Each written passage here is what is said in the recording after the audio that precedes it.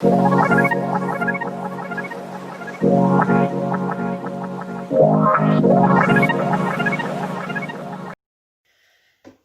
fois qu'on a compris qui on était et comment est-ce qu'on contribuait au reste de l'équipe, et qu'on a pu identifier nos besoins et la manière dont on pouvait bien fonctionner ensemble, on va proposer à l'équipe une expérience, un jeu, et en fait de réaliser une mission un peu particulière qui sera de sauver le monde depuis une plateforme au milieu de la mer.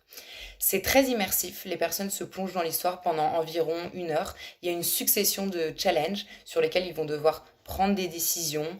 Il va y avoir des événements perturbateurs auxquels ils vont devoir faire face. Ils vont devoir coopérer, communiquer, réfléchir ensemble et parfois inventer des solutions. Toutes les capacités qu'on a envie de vérifier en fait dans leur fonctionnement. Le jeu permet deux choses. D'abord, un ancrage émotionnel. Et ça fait 2 ans qu'on l'observe dans les escape games.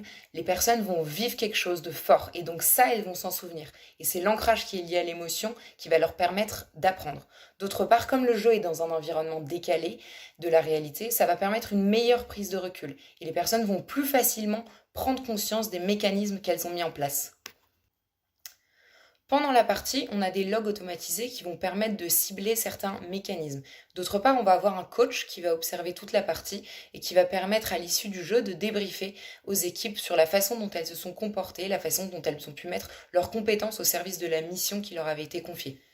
À l'issue du jeu, on va pouvoir analyser avec les participants tout ce sur quoi ils ont pu être contributifs et les moments où ils ont dû s'appuyer les uns sur les autres. C'est ce qui va permettre ensuite de réaliser un plan d'action qui partira de ces observations et du retour des participants.